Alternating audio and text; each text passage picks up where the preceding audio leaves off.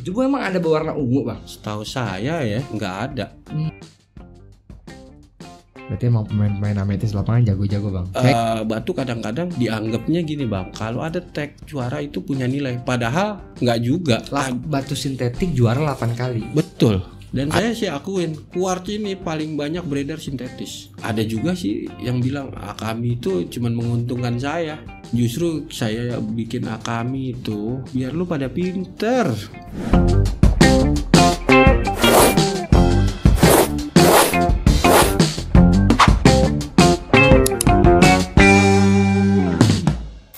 Ada nggak tuduhan ini bang? Itu mah batu-batu inilah, batu-batu orang-orang Akami doang yang menangin. Sering. Iya kan? Jadi kan kita udah 2 kali nih.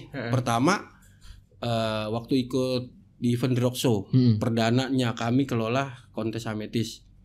Paling batu-batunya bank. Ada tuh ya. Oh, berarti itu bukan cuma lab yang kena isu gitu ya? Bukan.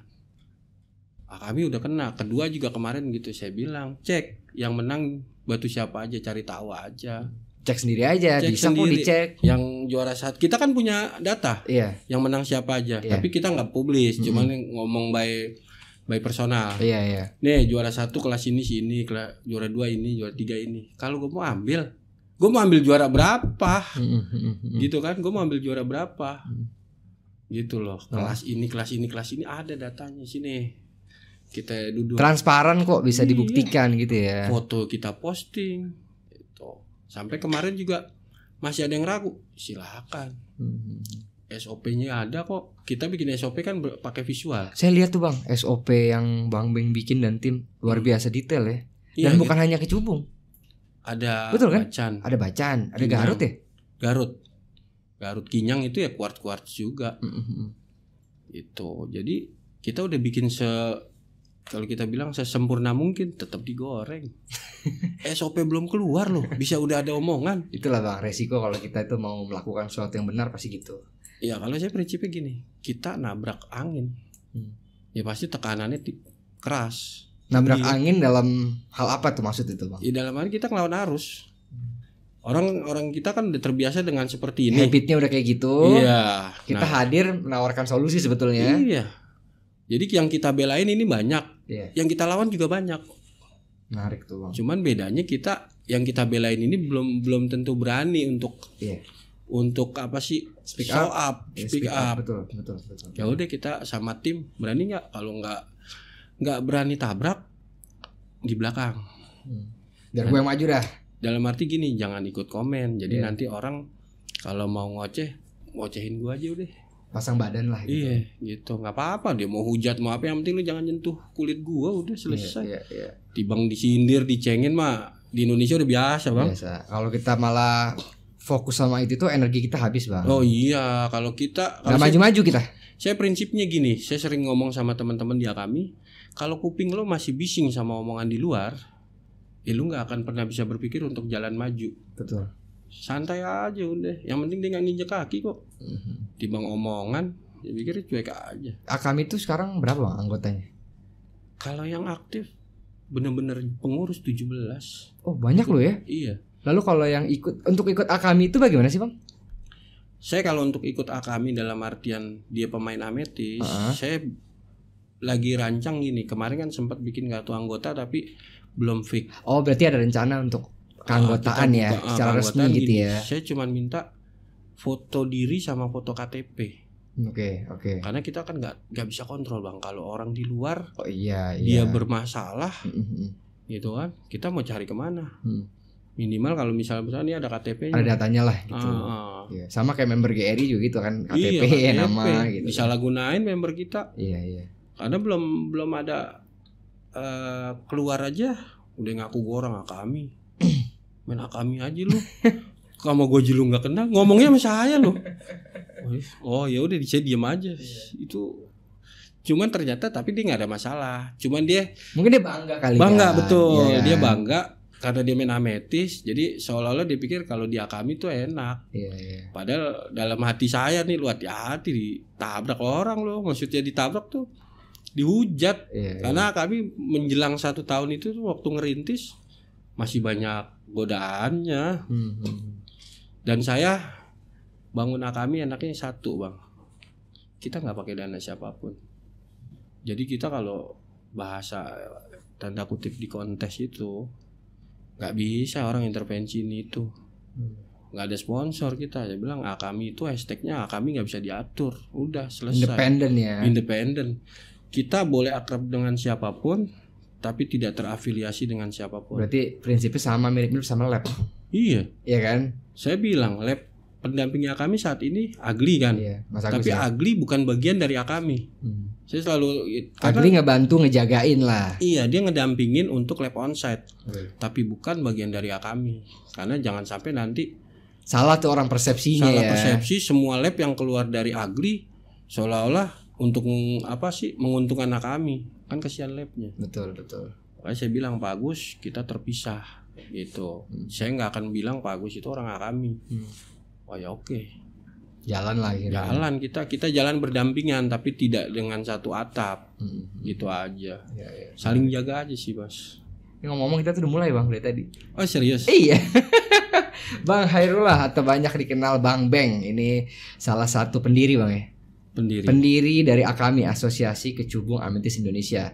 Kenapa gue undang beliau? Karena ametis atau kecubung itu adalah salah satu batu asal Indonesia yang legendaris.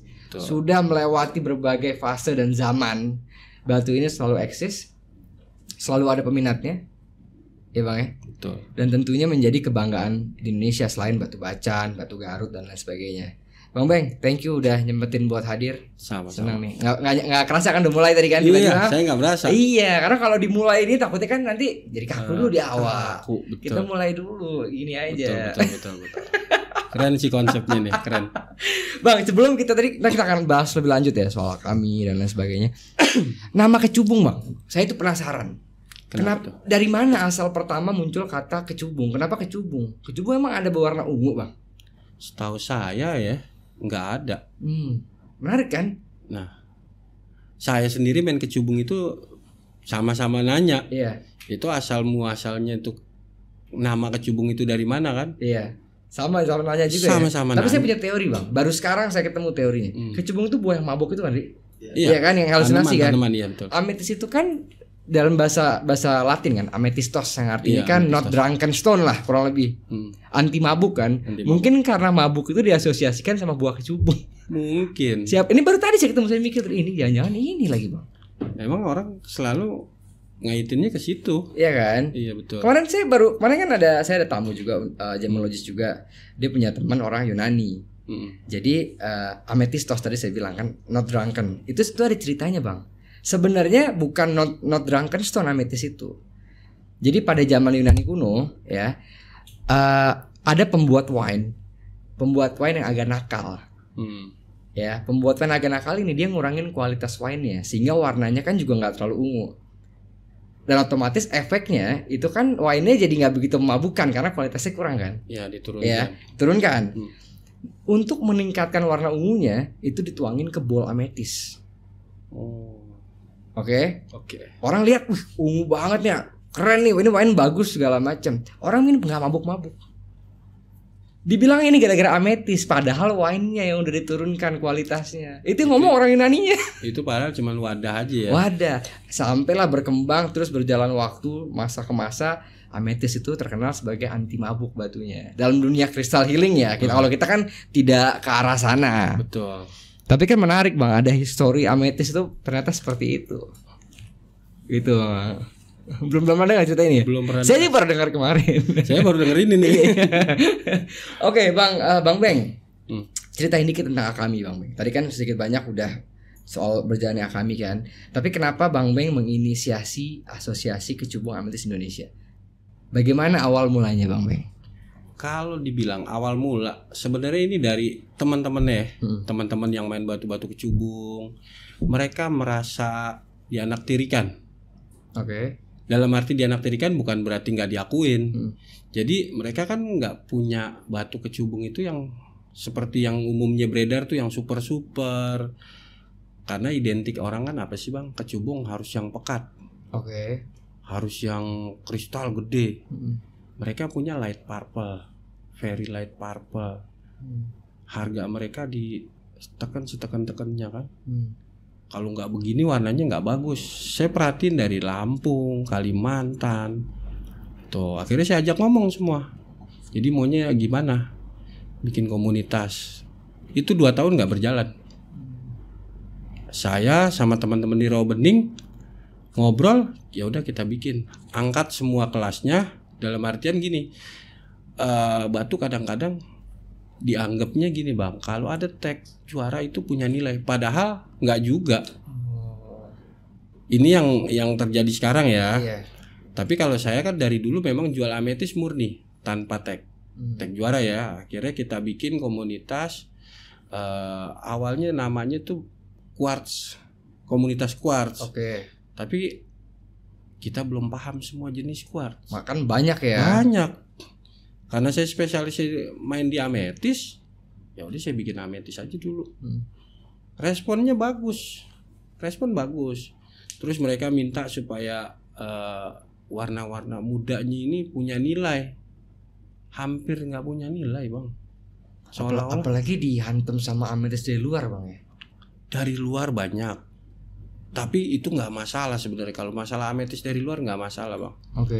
Yang masalahnya ini kan hidrotermalnya nih beredar lebih banyak daripada yang asli. Dan sampai saat ini seperti itu? Masih. Dan hidrotermal itu sintetik ametis. Iya, sintetik.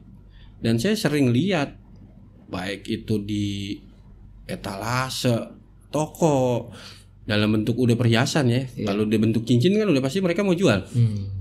Dalam ajang kontes, dalam ya di mana aja lah. Kita nggak bisa larang. Dan susah gimana, kita kan bukan siapa-siapa gitu. Jadi ya akhirnya kalah sendiri. Saya bikinlah Akami ini untuk wadah. Yuk maunya gimana? Kita mau semua jenis ametis, mau dari yang muda sampai yang warna pekat punya nilai. Saya bikin SOP. Saya lagi bangun SOP aja, belum keluar SOP. Wah, haters udah mulai. Itu udah awal saya lawan arus. Digoreng begini. Dan rata-rata yang protes tuh mungkin hidrotermal itu kali bang ya. Kemungkinan besar ya. Saya juga nggak mau bilang pasti, tapi kemungkinan besar atau pemain-pemain yang khawatir. Apa yang dikhawatirkan bang? Kan bukannya bagus malah tujuannya kan? Karena saya niat serencana bikin Akami ini kan kita minta didampingin sama lab. Kita ada lab pendamping, kita bikin edukasi, kita semua juri kita kasih program pendidikan tentang quartz khususnya ametis. Jadi mereka bisa lihat semuanya. Gitu. Jadi yang dikhawatirkan ini mungkin ya tanda kutip ini nih yang mereka pakai kan belum tentu memo lab. Memo cetak sendiri gitu ya. Iya, entah cetak sendiri, entah suruh orang nyetak. Intinya bukan lab. Saya nggak mau bilang itu memo lab. Memo cetak. Kadang-kadang ada memonya benar, batunya bukan. Gitu kan. Akhirnya kita buka kelas-kelasnya, kita bangun SOP. Ya alhamdulillah waktu perdana ada kontes ametis dikelola kami berjalan lancar. Perdananya kapan sih bang? Kontes itu bang? Itu waktu perdana. Itu kami belum 1 tahun, baru umur 2 bulan 3 bulan. Adain kontes di mana? Ada bang? Kontes di Rawa Bening, diadakan sama Droxo kan. Yang Droxo Bang Jess bukan sih? Bang Virgo, oke. Nah itu ametis dikelola sama kami, penjurian SOP semua pakai kami. Khusus ametis ya? Khusus ametis kan kelasnya banyak, tapi khusus ametis kami. Keren juga ya konten gitu ya, udah bisa spesialisasi gitu. Iya, jadi per komunitas. Iya. Gitu, udah beres. Tapi nggak lepas dari hujatan, paling barangnya bank yang menang. Seperti tadi kita bahas ya. Iya. Saya bilang nggak apa-apa. Yang ya kalau saya kan orangnya santai. Iya. Yang pada marah nih yang kanan kiri, saya bilang nggak usah marah-marah, santai aja. Betul nggak apa-apa. Karena memang perlu butuh waktu lah untuk mendapat pengakuan bang. Sabar aja, tetap. Dan kadang kita juga gitu. butuh haters bang. Iya. Orang kan makin sering ngejelekin kita, ngomongin kita, orang yang lain yang denger makin penasaran. Iya sih. Ini bener itu. Iya, ini kenapa sih jadi bahan omongan melulu? Akhirnya penasaran nih, biar dia tahu sendiri. Setelah cari tahu biar dia menilai sendiri nah, gitu ya. Betul. Nah, kemarin kita bikin acara konsepnya kalau kemarin ulang tahun. Saya minta maaf bang, nggak bisa hadir kemarin. Apa-apa. Saya juga lupa nanya nomor Bang Adam. Iya. Padahal katanya ngechat ke GRI, cuma nggak tahu, saya nggak terima undangannya udah 3 minggu. Iya nggak tahu saya, bang ngomong saya nggak tahu. Iya itu juga. Mungkin skip kali ya. Miss aja kan gitu. Iya, itu aja sih. Jadi kalau faktor-faktor kenapa saya bangun Akami itu banyak orang-orang sakit hati, beli batu mahal-mahal, putusnya atau nilainya jatuh karena dibandingkan dengan sintetik. Apalagi dunia kontes. Saya 2022 itu banyak orang nanya datang ke toko.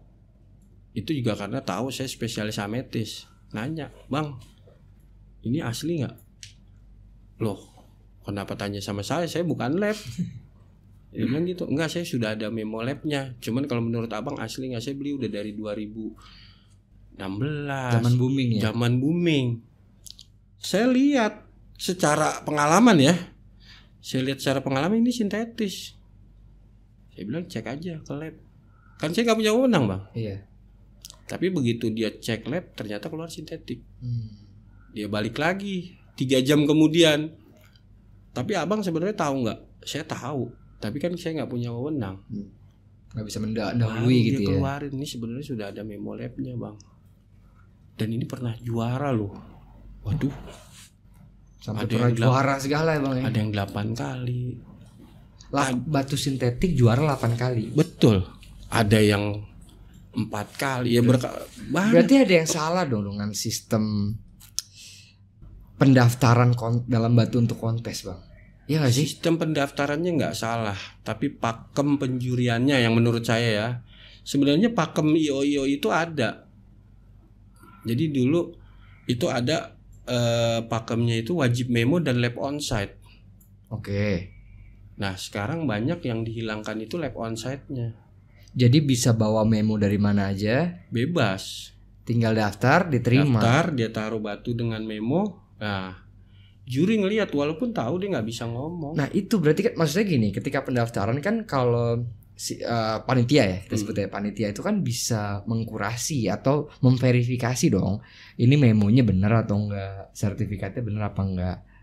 Jangan-jangan nggak dilakukan bang. Screening kita iya, bilang. Maksudnya ya pastikan dulu ini benar nggak. Ya. ID cardnya asli misalnya. Gini bang, kita kan balik lagi ya, kita panitia itu tidak punya wewenang untuk mengecek memo ini asli atau enggak, ya kan? Sedangkan pendaftaran itu wajib memo, cuma ada memo. Dan di Indonesia ini kan nggak ada institusi atau pihak-pihak yang menaungi lab. Betul. Ya kan? Betul. Semua juga bisa buka lab. Betul. Asal punya duit, asal punya sertifikat, nggak tahu sertifikat dari mana. Betul. Karena makin ada regulasinya gitu. Nah, nggak ada yang menaungi. Siapapun buka lab. Nah, mereka seenak-enak aja buka lab. Gitu. Dan kita juga nggak tahu detailnya apa. Setahu saya kan GG ya kalau nggak salah. Kalau EJS, EG, apa ya? EJS, EG gelarnya. Kalau IGS, PG, Professional Gemologist. Beda-beda lah. Tergantung kan. Kalau saya lihat kebanyakan malah GG-nya bukan gemologis graduate. Google gemologis. ini kayak tren baru nih. Google gemologis tuh iya, jadi pembahasan yang menarik. Saya pernah gitu. bahas ini nih sama Mas Luis Nova. Oke, login ya. Login. Itu saya bilang, "Bang, GJ itu ada 2 loh. Jangan salah." Saya bilang. Dia udah serius. Gemologis gitu. GG1, GG2. Dia bilang GG1 tuh gemologis graduate. Satu lagi googling gemologis. Karena saya pernah lihat loh, kok lu punya lab cek batu googling. Masa sih bang? Kalau saya nggak pernah lihat, saya nggak berani ngomong. Nggak mungkin googling itu mencari referensi bang. Mungkin. Katakan cari referensi, ya kan? Tapi sampai segala ada rumus kok dia cari di googling kan, dia punya peralatan dong harusnya untuk ngecek. Iya betul peralatan harus ada. Gitu. Ada juga yang sistem lab kopas. Maksudnya gimana lagi tuh kopas? Copy paste. Iya copy paste pasti gimana? Masuk lab, dia nggak bisa cek. nggak bisa misalkan dia nggak bisa mastiin batu ini apa? jenis batu apa. Dia taruh di lab lain. Ada yang begitu? Ya Tuhan. Hasil lab itu dia kopas, dia keluarin dengan Ya Allah. Ada. Oke. Saya baru dengar nih. Memo cetak. Iya. Ada itu yang memo cetak. Iya, oke. Saya bilang Setuju itu namanya tuh. lu bukan meriksa. Copy paste. Cuman misalkan saya nih punya lab, saya nggak, waduh ini keluar nggak ngerti nih batu apa, saya masukin aja Gary dulu kan. Begitu keluar Gary baru saya cetak dengan memo saya. Ada yang begitu. Yang sintetis keluarin natural ada. Baik disengaja gitu bang. Ya dengan sadar. Berarti. Itu tapi kan kita juga nggak bisa memastikan dia sengaja atau enggak. Nggak bisa. Ini kita hanya bisa berasumsi gitu kan. Kita berasumsi ini sebenarnya tahu nggak sih nih barang ini nggak natural. Karena memang begini bang, ya ametis itu kalau saya bilangnya batu yang susah gampang. Betul. Gampang banyak ametis yang gampang. Tapi ketika ametis itu bersih banget bang, itu menjadi tantangan tersendiri. Karena ngecek di mikroskop aja nggak cukup. Betul. Artinya kita perlu kombinasi. Nggak usah bicara alat advance lah ya, FTIR lupain lah. Di alat standar juga ada bang cara-cara lain untuk kita ngebantu ngemastiin kalau dari inklusi kita nggak bisa temukan apa-apa. Betul. Misalnya polariscope. Ada nggak istilah ini? Saya agak teknis sedikit ya, istilah Brazilian low twinning. Ketemu nggak tanda itu kalau kita cek pakai polariscope? Seperti itu bang. Nah itu mungkin yang tidak banyak diketahui, sehingga ketika ada ametis bersih, pusing-pusing gue kasih aja natural. Nah itu baik lagi, makanya kita juri-juri Akami, termasuk saya, kita dididik. Iya penting tuh sama ya. Agli. Jadi bukan sekedar lu bisa lihat batu bagus, lu lihat natural apa enggak. Iya. Karena kan yang enggak natural itu pasti lebih bagus dari yang asli, dari yang natural. Nggak mungkin kan orang bikin sintetik kalah bagus sama yang asli, nggak mungkin. Dari warna, dari ini gitu. Ciri khasnya udah gitu, kalau udah warnanya full rata, udah tanda tanya juga. Nah gini bang, sebenarnya kalau dari sisi Bang Beng ya sebagai pemain di pasar di lapangan, biasanya gimana sih langkah awal nih untuk sedikit banyak ngetes nih ametis asli atau enggak sih berdasarkan pengalaman? Bisa di-sharing nggak sih? Bisa sharing nggak sama teman-teman di sini? Kita sih berdasarkan pengalaman paling kelihatan selendang warnanya dulu. Oke, selendang warna ya atau color zoning. Dan saya pengalaman pribadi, ametis sintetis itu lebih berat. Oh, secara oke, saya oke. Apalagi low stone kalau dipegang itu lebih berat. Kalau bagi kita gemologis ya sama aja bang, karena kan spesifik gravity sama kan. Iya. Tapi bagi pemain di pasar ada bedanya ya. Iya berasa saya dengan ukuran dengan berat yang sama. Iya, harus Feel-nya, rasanya. Kita pegang begitu tuh, gitu permukaannya kan beda. Kayak ada hologram kalau yang sintetis. Masa bang? Kayak ada hologramnya. Kita ini mesti banyak belajar juga bang dari sisi market gitu, dari pasar pengalaman penting bang itu soalnya. Ya kalau ini kan saya berdasarkan pengalaman hari-hari ya. Betul, maka itu. Jadi kalau yang asli ya mulus mengkilap, dipoles mengkilap. Kalau ini ada seperti hologram. Kayak ada lapisan hologramnya. Walaupun tipis ya, karena kita tiap hari ngelihat, ya pasti ngeh kan. Wah sintetis nih, beratnya kita gini beda. Gitu. Kadang-kadang juga saking jagonya nih yang bikin sintetis, digosok ulang hilang permukaannya. Hologram. Supaya ngilangin hologram yang tadi bang digosok ulang itu. Saya udah sering nemuin banyak di lapangan ya. Bilang aduh. Makanya jangan heran kalau ada ametis gede warna bagus 300.000 udah memo. Itu itu nggak mungkin tuh bang ya. Kalau benar ya.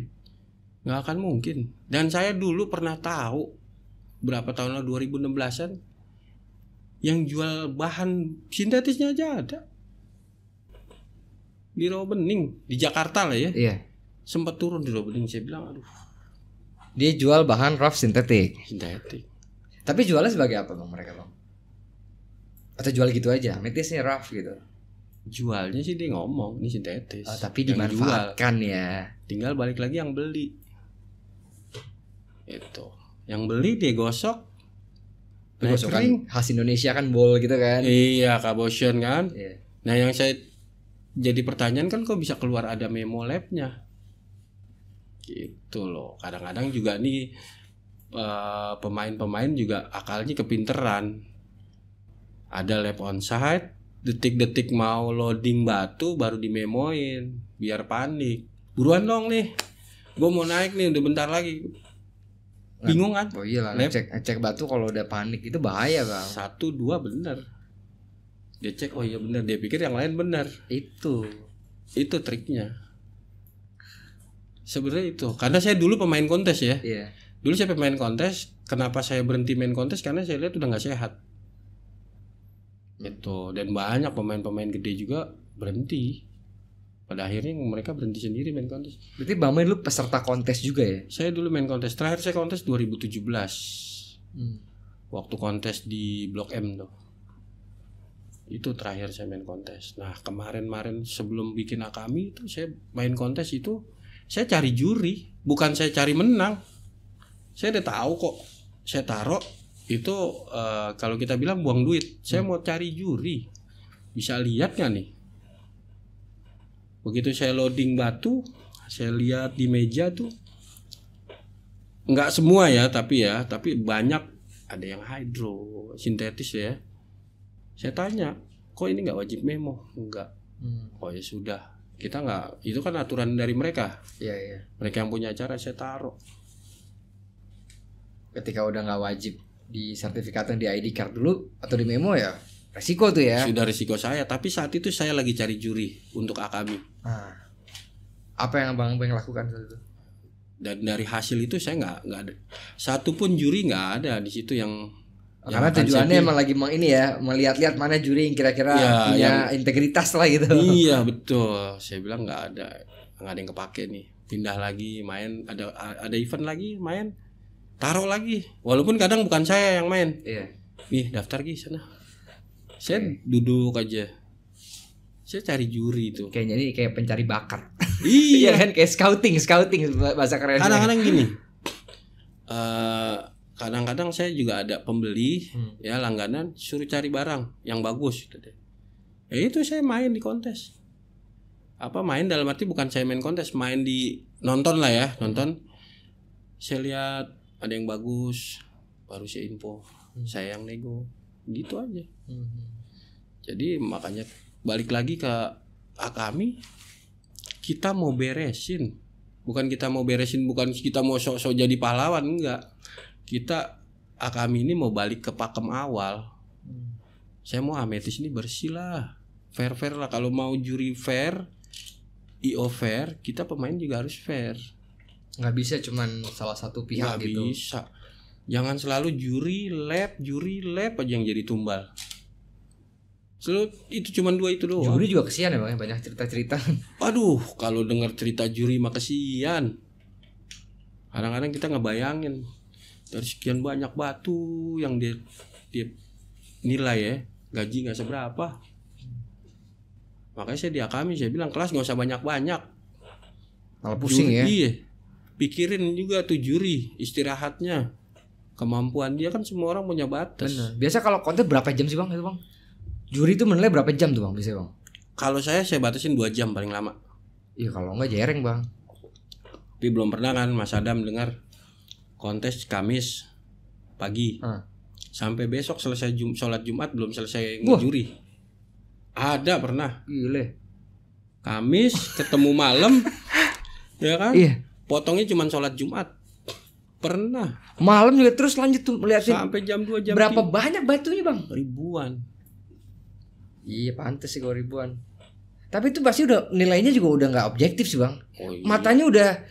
Gak saya usah. aja kalau udah batu banyak kalau ngecek warna aja udah bisa keganggu, saya udah berhenti tuh ngecek batu. Gak usah juri, kita pedagang suruh milihin batu deh, batu sendiri 100 aja. 30 Bang. juga jerek. Keder. Lagi ungu semua. Iya. Iya kan? Udah nggak bisa, udah nggak nggak sesuai sama porsinya. Jadi bener tuh Bang Beng tuh batasin 2 jam ya. Ya lu bilang loading jam 1 misalkan, jam 4 selesai, lewat dikit setengah jam oke lah kalau banyak. Saya bilang nggak usah kebanyakan, bukan berarti kita bilang asal-asalan, enggak, teliti. Tapi kan saya juga lihat batu di meja berapa banyak. Kita udah kira-kira ini 2 jam kelar. Udah ada gambaran lah. Iya. Dan kita kan udah tahu kualitas juri kita sendiri. Bukan juri yang asal baru belajar. Kalau ini mah matanya jeli, yang ibarat inklusi di mana kelihatan. Kita udah tahu kualitasnya. Berarti ngeker tuh Bang, ngeker dilihat. Kita harus siapin loopnya. Center kuning itu kan untuk penting. Kalau pemain kontes tahu lah, yang suka nakal-nakal tuh ada, mangkok-mangkoknya di kutek ada kok. Jadi kelihatannya pekat gelap tuh ametis. Copot dari ring light. Tapi kalau kontes bisa dalam iketan berarti ya, nggak harus lepasan ya biasanya. Memang semua harus di atas ring. Oh, kenapa nggak dibalik Bang, malah di lustun aja? Bukannya itu malah lebih memudahkan juri dalam menilai? Resiko Bang. Resiko megangnya ini. Belum takut, jatuh. Takut itu ya. Kalau ring kan mereka pegang ring, batu nggak kesentuh dan nggak kotor juga. Kotor. Kalau lagi lost tune dia pegang, dia lap, jatuh. Iya, pasti ada resiko itu ada. Walaupun kita kasih karpet bawah ya, itu resiko. Dan kita juga punya aturan kalau naik ring itu bawahnya itu minimal 5 mili harus ada lubangnya. Ya, karena kalau nggak ada lubang sekali kan cahaya juga susah. Masuk, nggak bisa masuk. Susah. Jadi nggak ada. Kalau nggak ada lubang kita mau lihat sisi bawah itu dari mana, minimal masuk sinar lah. Cuma itu aja sih. Iya. Udah kelihatan kan. Jadi keker tuh ada cahaya, bisa kelihatan color zoningnya, inklusi gitu ya. Betul. Nah kalau SOP Bang, tadi kan Bang bicara SOP. Apa SOP yang lagi disiapkan Bang? Tentang ametis lah. Saya penasaran juga gitu. Karena bisa jadi pelajaran juga buat saya gitu. Jadi kalau untuk SOP kita tetap patokan kita 4C. Tetap ya. Dari clarity, color, cutting, karat. Ya kalau karat sebenarnya nggak kepake. Iyalah ya. Kalau SOP kontes kan lebih ke dimensi. Karena kan udah diiketan kan. Dia dimensinya kelasnya ada small, medium, large, ada kelas masing-masing. Tapi untuk warna kita berarti maksudnya dari intensitasnya gitu ya. Light purple ke light purple, very light purple, ada bluish purple. Paling tinggi ya, Pak? Purple only.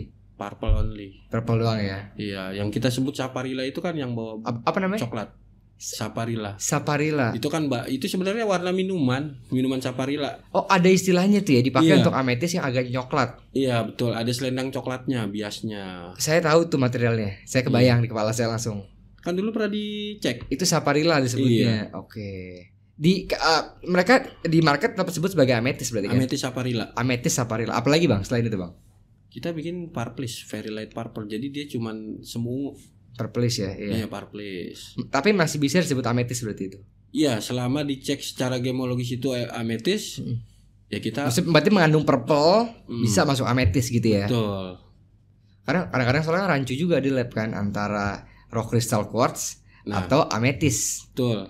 Kalau muda sekali gitu. Iya, kita muda sekali tapi tetap harus ada warna ungunya.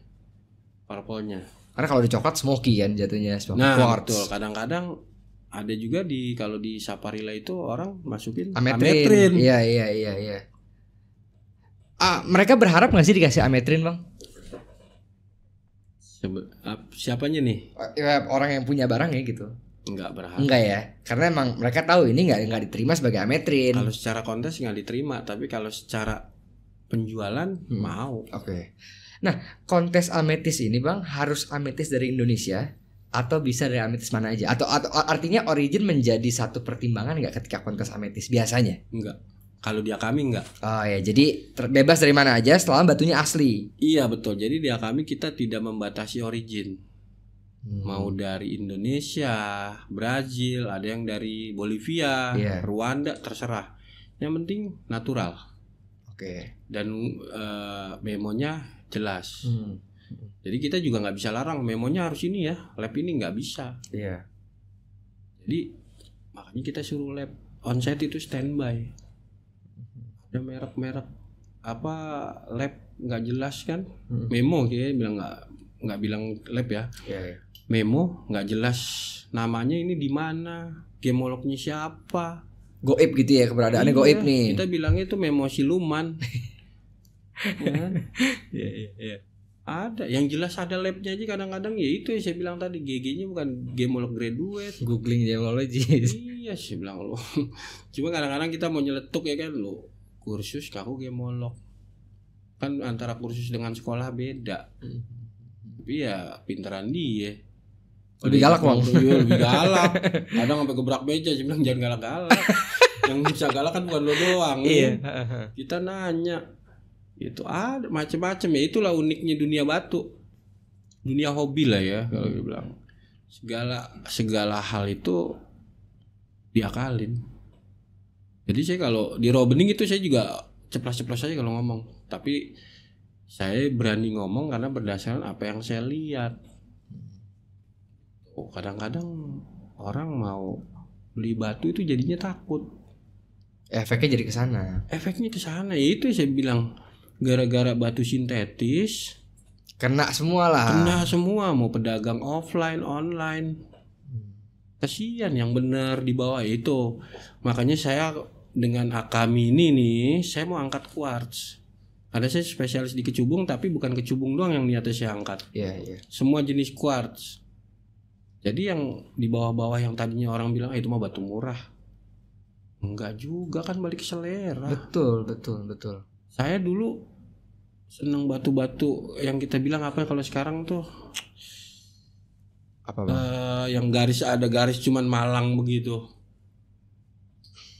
Dulu hobi. Apa tuh? Iya, tahu yang hitam ya? Iya. Oke. Saya bilang saya suka, orang bilang itu mahal tuh. Orang saya aja nemu di jalan. Septarian mungkin ya, bukan? Kan, satu lagi ya, tahu tuh. Oke. Oh, orang bilang kalau bahasa mitos itu orang suka bilang batu-batu tapak jalak. Tapak jalak. Begitu. Dia bilang itu mahal tuh kalau yang dapat yang bagus. Enggak kok, batu murah, cuman saya seneng. Selera kan. Selama itu kita senang, harga atau nilai nggak jadi persoalan utama, nggak jadi masalah. Dan batu bagus kalau dia nggak suka juga percuma. Iya. Ya karena batu itu kan bang benar-benar subjektif bang, selera. Apa yang menurut Bang Beng bagus belum tentu buat saya bagus. Dan sebaliknya. Balik ke selera. Kan? Jadi semua itu semua tergantung balik ke diri kita masing-masing. Iya, senangnya apa. Sama kayak orang sekarang gini deh ngomongin jamrut. Fanatik origin Kolombia. Si kita kasih nih yang bagus, bersih, clean, Jambi sampai babak belur pun dia nggak mau. Tetap maunya Kolombia. Bilang ada nih babak belur. Iya. Mau. Dan balik lagi kalau ke ametis. Nah ini nih pembeli kadang suka seneng banget dibohongin. Ini origin mana? Kita bilang kadang-kadang kalau origin saya nggak bisa pastiin. Tapi saya dapat misalkan saya nih dari Lampung sama dari Kalimantan.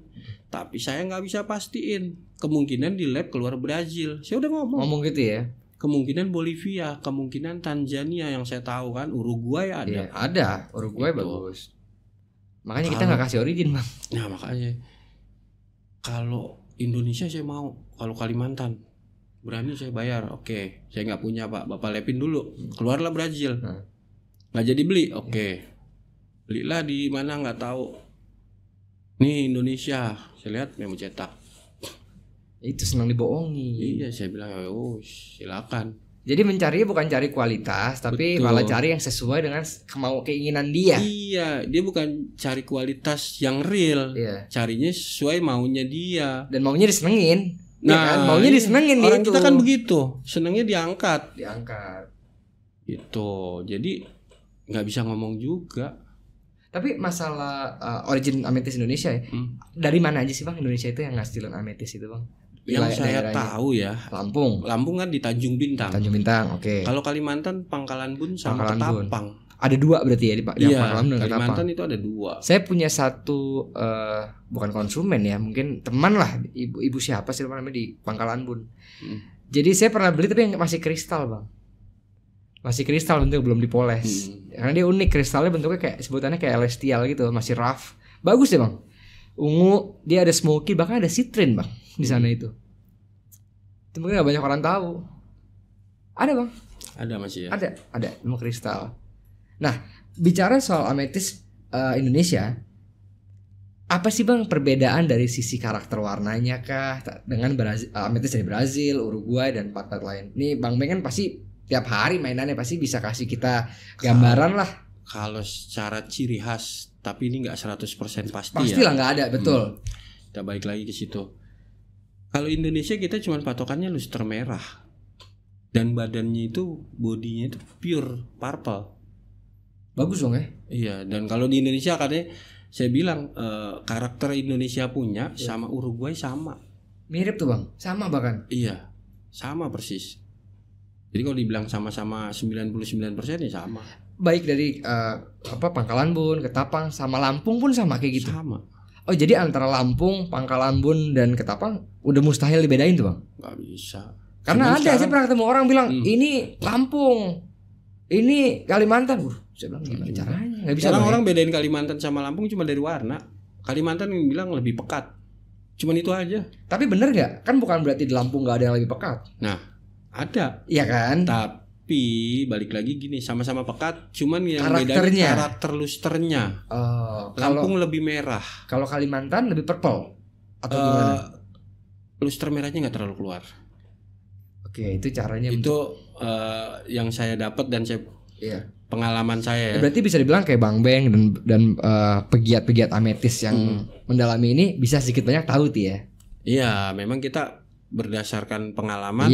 Kita lihat Lampung dilihat lusternya lebih merah, lebih nyala kalau kita. Ada bawa nggak barang Bang? Ada nggak contoh Bang? Kita boleh lah ini kita video dong. Video nih ya kan. Seru Bang ya kita belajar kita ini soal ametis ini. Batu primadona juga soalnya ini Bang. Kita keluarin aja ya. Ini Indonesia Bang. Ini balik lagi kita nggak 100% ya. Iya, tapi opininya Indonesia. Wow. Sekarang Indonesia juga di cuttingnya udah. Tukang cutting Indonesia ini jago-jago. Iya makanya udah kayak gini loh Bang. Ini kan kalau orang nggak tahu dikira ini cuttingan Bangkok, ya kan? Enggak, ini cuttingan Wonogiri. Iya. Nah ini kan yang biasa kan ini nih ciri khas ametis Indonesia kan begini Bang, yang bol-bol ya kan. Kabasyan. Ada center nggak sih kita nggak ada ya? Ada tuh di tas. Di tas ada tuh. Nih Bang, ini apa nih Bang? Nah ini yang saya dapat dari Kalimantan. Dua ini. Oke, dia nggak begitu ada laster merahnya gitu Bang. Iya, nggak terlalu tajam. Sorry. Siap. Videoin Bi, saya center Bi ya. Videoin Bi.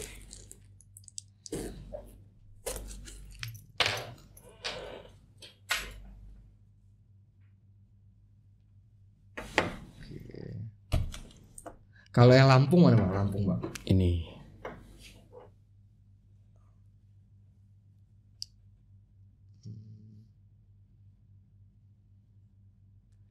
Berarti emang pemain ametis lapangan jago-jago Bang. Saya ini nggak bisa, saya sama sekali nggak ada gambaran lah ini Bang. Tapi kan balik itu opinion kalau origin. Betul. Iya. Tapi artinya kan gini Bang, artinya bukan hanya batu-batu seperti safir, ruby, emerald yang bisa orang itu berdasarkan pengalaman ini Sri Lanka, ini Kolombia. Tapi juga ternyata di ametis bisa. Tapi sayangnya kalau saya tanya Bang Beng nih ya, Bang Beng bisa paham nggak kenapa kita di lab nggak bisa pastiin originnya? Bisa memahami nggak situasi posisi kita sebagai gemologis gitu? Saya paham. Karena ada banyak yang nggak paham Bang gitu. Kalau saya paham, makanya saya nggak terlalu ngotot masalah origin. Tapi saya yang agak berat ngejelasin ke konsumen. Kalau sayanya paham, jadi saya bilang kalau origin itu nggak sembarangan bisa dikeluarkan itu karena apa? Nggak semua gemologis survei langsung ke lokasi. Kalau memang ada yang survei langsung ke lokasi, memang ini dia keluarin origin apa Indonesia, berarti dia udah pernah lihat tambangnya. Itu pun selain pernah lihat tambangnya Bang, dia harus bisa memastikan bahwa tanda A katakanlah, ya tanda A ini hanya ada pada ametis ini. Betul. Tanda di B ametis nggak ada. Itu limitasi atau keterbatasannya Bang. Di ametis belum. Nggak usah ngomong nggak ada deh, kan siapa tahu one day ternyata kita ketemu ya. Tapi sejauh ini belum ada Bang. Memang belum ada. Gitu. Jadi mau dari belahan dunia mana ametis sama kurang lebih. Cuman perbedaannya gini, kalau orang membedakan origin. Kalau yang bluish, yang badannya agak biru, orang bilang blue bentul itu. Blue bentul. Iya. Rokok ya bentul kan? Iya, padahal saya bilang birunya beda.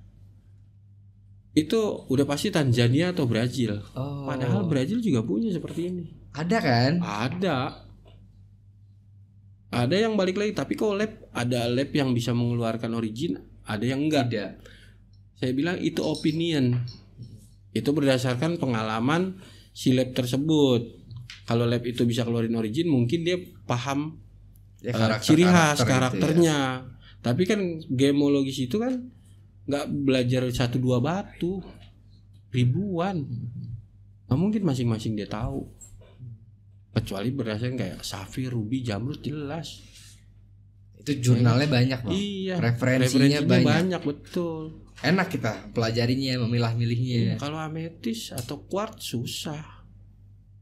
Dan saya sih akuin quartz ini paling banyak beredar sintetis.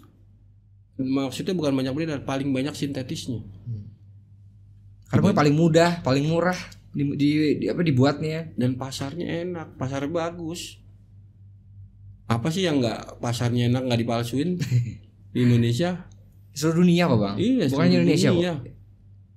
Jadi ametis atau quartz ini banyak sintetisnya, bahannya gede-gede. Saya lihat sintetik quartz. Tapi kadang orang ngeyelnya gini nih, Bang. Masuk lab sintetis. Ini gue gosok dari bahan. Sampai keluar tuh kata-kata mutiara tuh begitu keluar dari lab. Saya bilang aduh. Sering kita nemuin begitu. Dia ngomong gitu paham gak sih Bang bahwa bahan yang dia beli itu bahan sintetik? Gak paham. Dia gak paham ya. Dikira itu kalau bahan. Saya nih Bang ngalamin beli bahan, tapi bukan ametis ya, iya. Citrin. Saya udah pede beli 1/2 kilo. Ini bahan gak kelihatan Bang. Bahan itu udah dicacah-cacah ya. Saya bawa, boleh saya tunjukin? Ada, boleh. Boleh Bang. Ini plastik. Ini saya beli di Jakarta. Barang ini waktu itu beredar banyak di Jakarta, gede-gede. Saya dengan PD, saya gosok, saya cutting. Namanya saya mau jual, saya lab dong. Begitu di lab, saya lab di AGLI waktu itu. Dipanggil saya. Iya, ini tuh udah dicacah Bang. Saya dipanggil sama Pak Agus. Ini sintetis, kaget saya. Karena kan saya nggak paham bahan.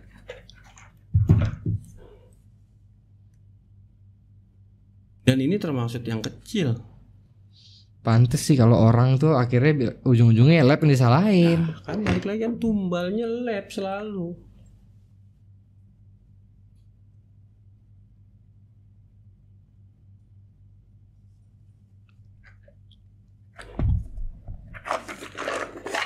Oke. Iya, ini tanda sintetik Bang. Nah, ini namanya seed plate. Garis-garis nih. Saya kan nggak paham waktu beli bahan. Oke.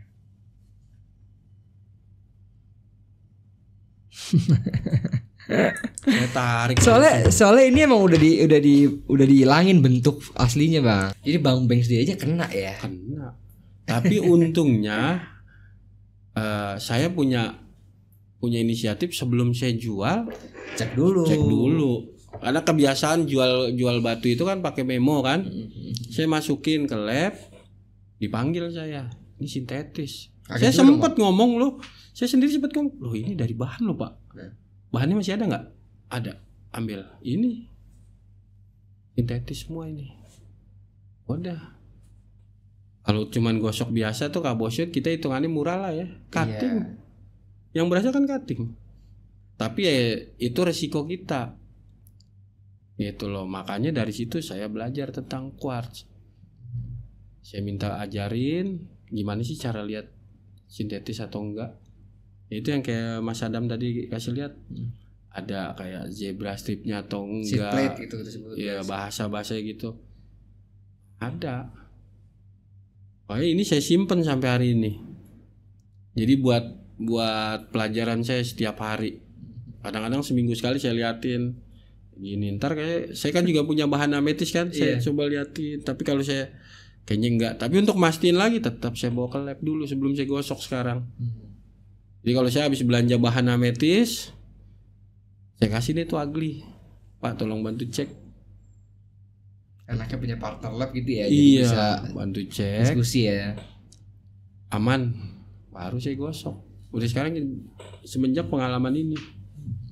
Jadi kita juga nggak sembarangan, dan ilmu yang saya dapat juga saya kasih sama teman-teman di Akami, teman-teman yang main quartz yang suka tanya-tanya, saya kasih. Cirinya begini loh, hati-hati. Apalagi di daerah-daerah kan susah lab. Nggak ada ya, jauh ya. Iya jauh. Dia bilang saya kasih gambarannya gini lah, kalau asli atau sintetis tuh seperti ini, hati-hati. Saya kasih gambarannya. Kadang-kadang ada lab yang ngedampingin kami ini ngasih kayak buku panduan. Saya bagi. Ada buku panduan tuh ya. Iya nih ciri-ciri. Jadi bukan buku sih, kayak file lah, lembaran-lembaran. Ya. Nih ciri-cirinya nih. Jadi nggak usah takut. Beli, cek dulu, minta lihat bahannya dulu, gitu. Udah sering. Supaya aman ya bang ya. Iya, saya juga sendiri untuk belajar sampai tahu itu Panjang kan proses bang? panjang. Saya main ametis ini 2016, 2015 awal-awal tuh. Makanya saya bilang tuh kasihan orang yang beli sampai puluh juta. Beli sampai puluh juta, ketipu bang. Tipu. Ada yang emas berlian.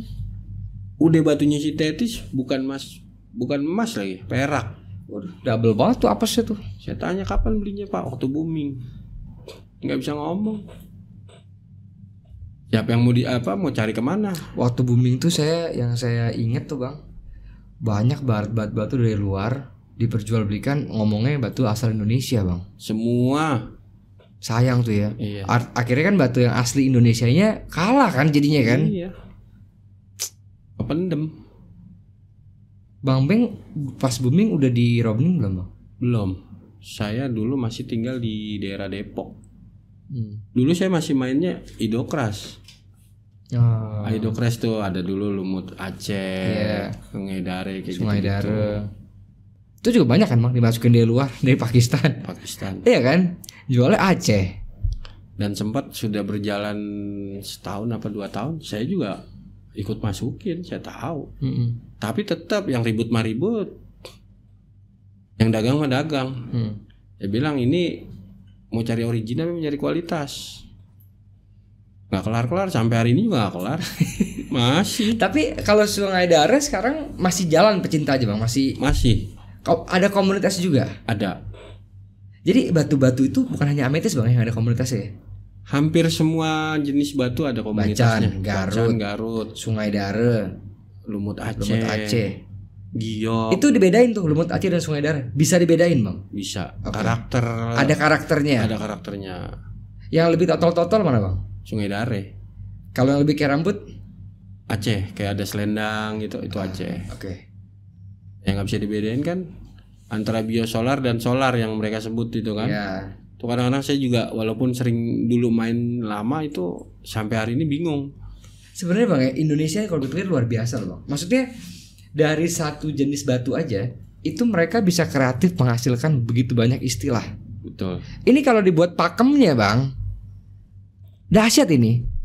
Dan tidak dimanfaatkan ya. Dahsyat loh. Di luar negeri nggak ada bang. Cuma nggak ada pakem apa tuh Sungai Idokras begini, nggak ada luar negeri itu. Ya betul. Sebenarnya bagus kan kalau. Sebetulnya. Tapi nggak ada faktor pendukungnya. Apa yang Bang Beng maksud dengan faktor pendukung? Ya dalam artian ya entah Pemdanya. Ada waktu itu beberapa daerah yang didukung sama Pemda setempat. Karena lagi booming. Nah tapi begitu nggak booming, sebenarnya waktu booming itu malah ngerusak kalau menurut saya. Iya. Itu merusak ekosistem. Setuju saya. Nggak siap lah. Iya. Sebetulnya belum siap ekosistemnya, keburu booming. Nah, akhirnya acak-adut gitu kan? Iya, acak-acakan. Yang harusnya di daerah jual ke jadi supplier, dia turun jadi pengecer. Hancur semua. Yang di daerah sama kayak gini lah. Pabrik turun ke jalan. Nah supplier, distributor nih. Ini kan yang sempet rame juga TikTok itu. Tahu nggak bang? Ada Indofarm namanya, jual telur. Pabrik nih, jual telur live. Dia itu ini farm buat telur omega peternakan. Saya aja beli langsung bang. Nah, itu kan sebenarnya jalan tengah tuh distributor mati kan. dibabat semua itu, distributor, supplier. Jadi kalau menurut Bang Beng itu dibuat rantainya dengan baik gitu ya. Oh dari, iya. Dari ibaratnya produser, sumber, ya kan, Nah. ke distributor, baru sampai ke end user. Betul. Makanya saya bilang waktu batu booming itu ya bener, efeknya bagus ke sebagian orang, tapi ke yang bener-bener pedagang dari kena sebelum batu imbasnya. booming kena imbas. Cuma emang ini Bang ya, kalau saya perhatiin ya, ini emang di dunia yang sekarang serba online, ini jadi tantangan yang sangat berat Bang, karena nggak bisa dicegah. Iya. Ibaratnya gini, kalau zaman dulu nih produser dia jauh, let's say tambang di Ternate, Betul. ya kan, untuk dia menggapai Bang Beng yang di Jakarta panjang perjalanannya kan. Betul. Akhirnya dia ngasih orang ke Asari yang datang ke nemuin dia nih. Udah lewat lu aja deh. Berjalanlah rantai itu sampai ke Bang Beng, orang ini yang jalan kan. Betul. Sekarang ini dia semua bisa upload Bang. Betul. Iya kan? Ini terjadi juga sama pemain batu. Saya ngobrol, dia beli batu soal langsung dari supplier tambang. Nah. Dia kenal di Pakistan, dia kenal di Afrika mana. Bayangin Bang, yang di Bangkok tuh distributor semua, gimana tuh? Hancur. Iya kan. Jadi emang ini nih tantangan yang kita hadapi di era saat ini. Betul. Jadi penambang atau produsernya turun langsung. Iya. Dan nggak nyalain loh Bang. Kalau saya nggak bisa nyalain karena dia ada wadah yang memungkinkan dia melakukan itu. Kecuali ada regulasi yang mengatur. Benar. Ada regulasi yang mengatur supaya tahapannya ini diikutin. Iya. Pertanyaannya Jadi siapa Bang yang menegakkan regulasi dan apakah orang itu mau mengikuti regulasi itu? Kalau resmi mungkin beda cerita ya. Iya. Ya kan? Kalau misalkan dari ada campur tangan pemerintah misalkan, Iya. regulasinya dibuat. Mau nggak mau mesti ikutin gitu ya. Iya, harus urutannya seperti ini. Sama kayak lab. Kalau ada regulasi yang jelas, nggak mungkin orang berani buka lab sembarangan. Walaupun dia kursus, tapi syarat untuk jadi lab, buka lab harus GG.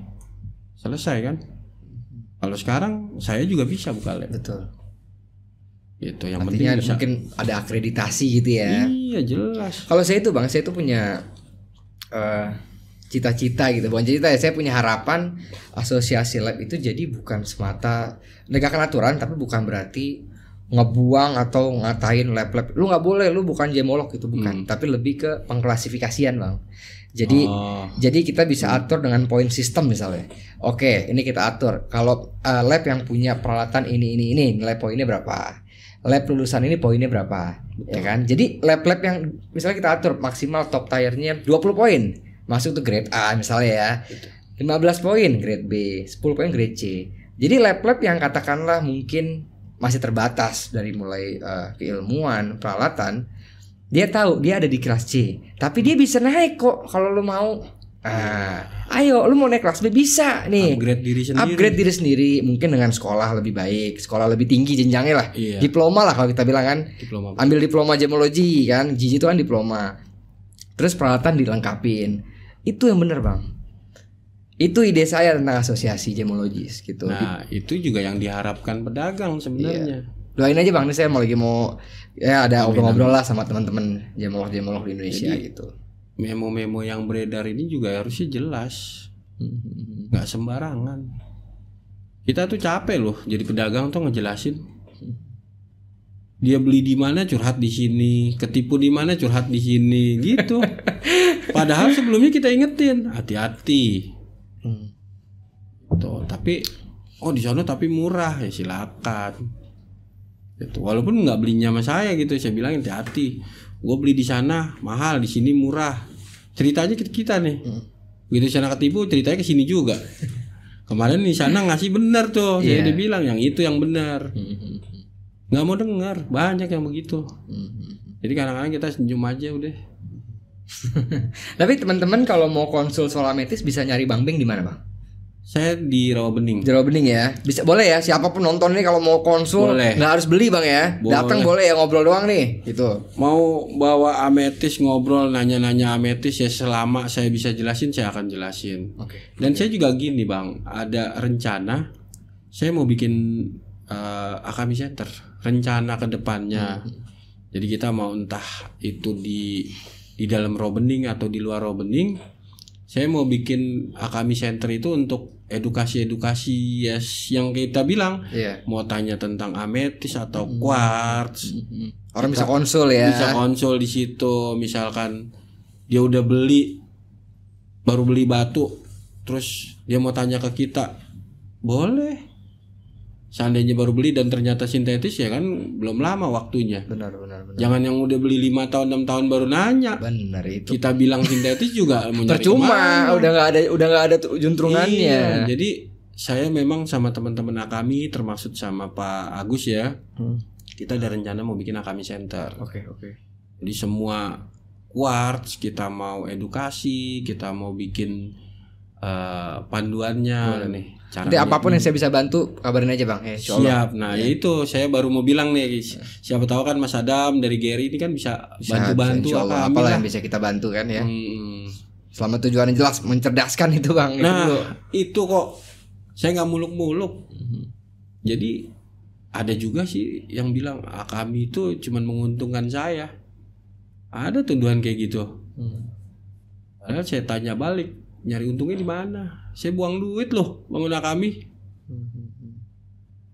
Kalau saya mau memperkaya diri, Akami nggak ada. Saya selalu jawab begitu. Jadi dari persiapan ini itu segala macam kan perlu biaya. Siapa yang mau biayain? Saya bilang. Justru saya bikin Akami itu biar lu pada pinter. Dalam arti saya nggak bilang mereka goblok atau bodoh gitu ya. Maksudnya jangan sampai gampang dibohongin. Ini barang gurih. Kalau ametis atau quartz itu barang gurih. Barang gurih istilahnya. Iya. Barang yang asal kristal bening bagus bersih itu punya nilai sebenarnya. Jangan sampai disusupin sama yang ngaco-ngaco.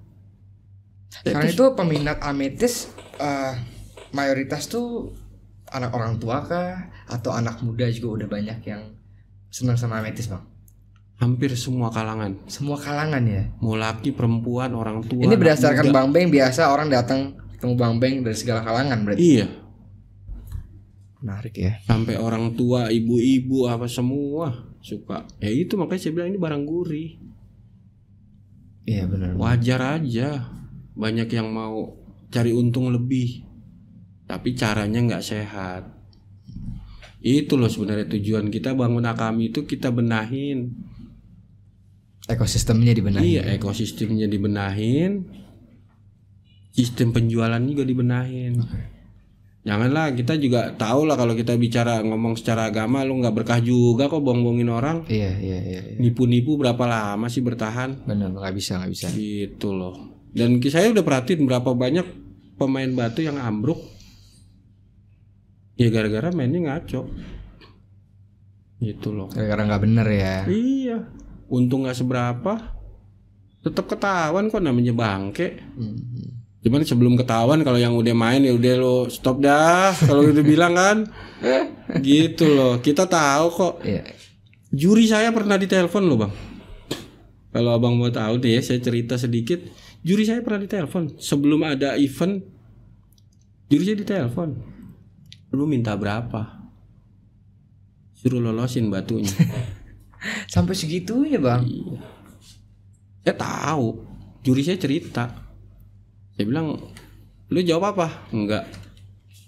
Lu mau bayar berapapun enggak. Lu main aja di meja. Kalau memang layak menang gue menangin. Kalau itu kalah ya kalah. Tapi kalau itu nggak natural udah dari awal kita diss. Berarti juri ini kayak hakim juga bang ya. Maksudnya godaannya juga banyak. Artinya mesti benar-benar istiqomah, mesti punya integritas ya. Saya sih jujur bang, di Akami saya agak tegas. Agak tegasnya saya setengahnya gini loh. Bahasanya kita bilang saya ancam di juri. Lu udah gue enakin. Kalau masih nggak bener juga sih kebangetan. Gitu loh. Jadi saya ancamnya gini. lo deal-dealan sama pemain, ketahuan dan ada bukti, saya udah bilang saya posting. Blacklist ya. Bukan cuman saya keluarin dari Akami, saya posting. Jadi semua pemain tahu nih ini orang ini nggak benar. Tahu ini nggak benar. Kalaupun IO masih mau pakai, minimal pemain kalau dia jurinya nggak mau main. Iya. Itu saya udah kasih enak. Jadi nggak usah khawatir. Sampai urusan di luar kami ya bukan kita ngebahas ya, mohon maaf. Ya silakan. Tapi saya mau Akami bersih. Gitu. Saya cuma butuh loyalitas. Jangan saya susah-susah bangun Akami dirusak hanya karena orang uang gitu gak ya, seberapa dengan segelintir 1-2 orang. Makanya saya selektif banget bang, pilih juri. Dan satu-satunya orang yang saya bisa jadikan konsultasi itu ada orang Pekanbaru. Dia memang kalau secara juri saya tanya beliau. Beliau ini ahli ametis lah. Bukan ahli ametis, dia memang pemain batu dan pengacara juga. Oke, jadi bisa dari sisi hukumnya, tapi dari batu juga menguasai gitu. Jadi saya kalau mau cari juri saya minta referensi beliau. Oke. Itu siapa bang? Sini, saya pantau. 3-4 bulan ada event yang mana kalau dia jurinya saya liatin. Baru saya bilang ajak ketemu deh di Robening ngobrol. Berarti Bang Beng meyakini bahwa dunia kontes dan juri ini akan selalu ada segmennya dan karena selalu ada segmen harus selalu diperbaiki gitu ya. Iya betul. Oke. Bang sambil minum kopi. Bang Beng ini terima kasih banyak Bang Beng waktunya. Saya senang banget hari ini. Saya yakin saya dan teman-teman semua banyak belajar tentang ametis khususnya dari pelakunya langsung. Sukses terus buat Akaminya Bang Beng. Terima kasih. Saya juga makasih udah diundang di podcast. Sama-sama Bang. Sudah lama gak ketemu Mas Adam. Iya. Terakhir pokoknya saya ketemu 2016 saya ingat. Kita ngebahas ini loh. Iya makanya. Di lab di Robening. Terakhir mana sih Robening tahun berapa tuh? Enggak, kalau itu pas Covid lah. Setelah Covid nggak lama ya. Setelah Covid nggak lama, akhirnya agent aja kan semua kirim batu CPR. Soalnya di CPR-nya udah mulai nggak handle nih kalau ditinggalin gitu aja gitu kan. Jadi intinya CPR perlu tambahan gemologis lah. Karena Om Jesse kan meninggal kan 2015 kan. Jadi kita kan pindah-pindah deh ya Robening sini. Iya, jadi kan itu kan ibaratnya pilar kita tuh Bang. Pilar kita juga kan. Tiba-tiba kaget banget tinggal meninggal mendadak. Ya pulang dari Sukabumi kan itu ya? Iya, dari Bogor. Dari Bogor ya? Malamnya masih telepon sama saya tuh. Kalau nggak salah habis explore ya? Iya, saya lupa habis ngapain beliau. Kalau nggak salah ada di rumah saudaranya, terus mungkin ke tambang atau kemana lah gitu ya. Iya, saya ingat habis explore tambang tuh. Telepon saya mulu tuh ngajakin saya ke Bogor, ngajakin saya tuh Bogor. Terus saya nggak bisa ikut. Saya bilang saya menonton Khabib minggunya, Khabib lawan McGregor. Telepon saya 3-4 kali malam itu miss call, pagi-pagi dapat kabar. Subuh jam 4 tuh. Ibu saya masuk kamar ngasih kabar kan, kaget langsung kita berangkat ke rumah sakit. Itulah umur kan. Akhirnya udah Gary goyang lah ya, maksudnya pondasi kita hilang satu Bang tiba-tiba kan. Iyalah. Nggak ada persiapan jadi siapa yang tahu juga. Iya, jadi ketatin lagi terus kan 2019 Mr. Mingma juga akhirnya kan setelah 10 tahun balik ke Nepal kan yang di Surabaya. Untung udah ganti juga, itu juga kita training terus kan Mr. Aktab kan, baru kita lepas. Jadi sempat di periode kita ini luar biasa hektik untuk internal gitu Bang. Orang luar kan nggak lihat ya, tapi di internal tuh sempat benar-benar wah gimana cari cara memperkuat pondasi lah. Ya alhamdulillah sekarang udah back to normal gitu kan, udah steady lagi gitu. Iya. Sekarang mah yang penting ya wajar-wajar aja lah. Iya. Normal-normal aja. Benar-benar. Saya seneng banget loh, udah lama banget saya gak ketemu. Sama-sama, nggak berasa ini sejam lebih kita ngobrol. Waduh. Iya, sejam 10 menit. Biasanya cuman 40 menit tuh. Iya, belakangan udah mulai sejam udah mulai kita perlama kan.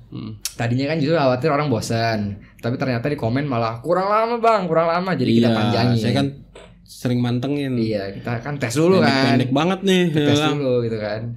Sejam. Nanti Bang Beng kita undang-undang lagi. Siap. Nanti kapan kalau kami ada acara boleh infokan ya. Jangan mendadak aja. Siap. Ya. Saya selalu kalau ngundang biasanya paling paling lama itu 2 minggu sih. Iya. Kan ada japri saya langsung aja. Siap. Ya. Bang Beng, thank you banget Bang Beng. Sama-sama. Saya terima kasih.